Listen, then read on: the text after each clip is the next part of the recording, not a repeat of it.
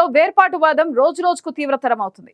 ప్రత్యేక బలూచిస్తాన్ ఉద్యమాన్ని ఇప్పుడు హింసాత్మకంగా మారుతుంది. పాక్లోని అతిపెద్ద ప్రావిన్స్ అయిన బలూచిస్తాన్ అటువైపు ఆఫ్ఘనిస్తాన్తోనూ సరిహద్దును పంచుకుంటుంది.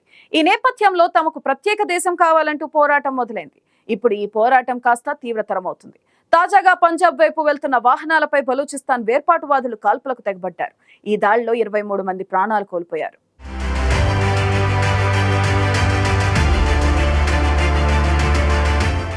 ఓవైపు ఆర్థిక సంక్షోభం, మరోవైపు ఉగ్రవాదం, వేర్పాటువాదంతో పాకిస్తాన్ అల్లాడుతోంది. పాకిస్తాన్లో అతిపెద్ద ప్రావిన్స్గా ఉన్న బలూచిస్తాన్ను ప్రత్యేక దేశంగా గుర్తించాలని డిమాండ్ చేస్తూ కొన్నేళ్లుగా అక్కడ ఆందోళనలు జరుగుతున్నాయి. తాజాగా ఈ ఆందోళనలు హింసాత్మకంగా మారాయి. బలూచిస్తాన్ నుంచి పంజాబ్ రాష్ట్రానికి వెళ్లే వాహనాలను సరిహద్దుల దగ్గర ఆపి అందులో ఉన్న ప్రయాణికులను కాల్చి చంపారు. బలూచిస్తాన్ ప్రత్యేక దేశం కోసం సాయుధ పోరాటం చేస్తున్న మిలిటెంట్లు బలూచిస్తాన్లోని ముసాఖెయిల్ జిల్లా నుంచి పంజాబ్ వెళుతున్న హైవే రోడ్డుపై బస్సులు, కార్లు, లారీలను ముట్టడించారు. ఆ తర్వాత గన్ పాయింట్పై అందులో ఉన్న ప్రయాణికులందరినీ వారు రాష్ట్రానికి చెందిన వారని ప్రశ్నించారు. వారిలో ఎవరైతే బలూచిస్తాన్ కాకుండా ఇతర రాష్ట్రాలకు చెందిన వారో వారిని బలవంతంగా వేరుచేసి నిర్దాక్షిణ్యంగా కాల్చి చంపారు. ఈ ఘటనలో 23 మంది చనిపోగా 5 మందికి గాయాలయ్యాయి. తుపాకులు కలిగిన కొందరు దుండగులు ముసాఖెయిల్ హైవేపై ప్రయాణిస్తున్న 10 వాహనాలను ముట్టడించారని పోలీసులు తెలిపారు. ఈ వాహనాలన్నీ పంజాబ్ రాష్ట్రానికి వెళుతున్నాయని, అందుకే ఈ వాహనాల్లో ఎక్కువ పంజాబ్ రాష్ట్రానికి చెందిన వారున్నారని, గాయపడిన వారిని మృతదేహాలను సమీప ఆసుపత్రులకు తరలించామని పోలీసులు వెల్లడించారు.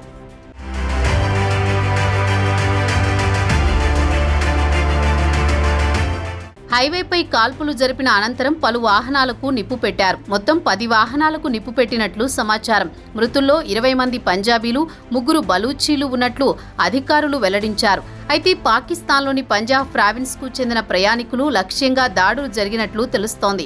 అయితే ఈ కాల్పులు జరిపింది బలూచ్ లిబరేషన్ ఆర్మీకి చెందిన టెర్రరిస్టులని పోలీసులు తెలిపారు. ఈ టెర్రరిస్టులు ఇటీవల ఎక్కువగా హింసాత్మక ఘటనలకు పాల్పడుతున్నారని వెల్లడించారు.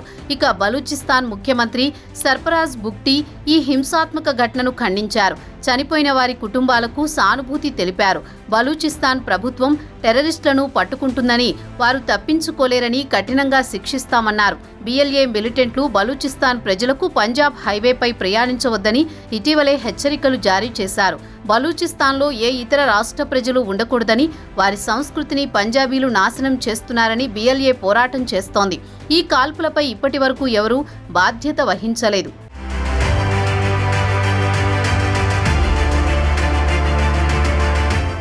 ఉగ్రవాదులకు అడ్డాగా ఉన్న పాకిస్తాన్ ఇప్పుడు ఆర్థిక సంక్షోభంలో చిక్కుకుంది. ప్రజా సంక్షేమాన్ని మరచి పాలకులు తమ ఇష్టం వచ్చినట్లు వ్యవహరించడంపై ఆ దేశంలో ఆందోళనలు మినంటాయి.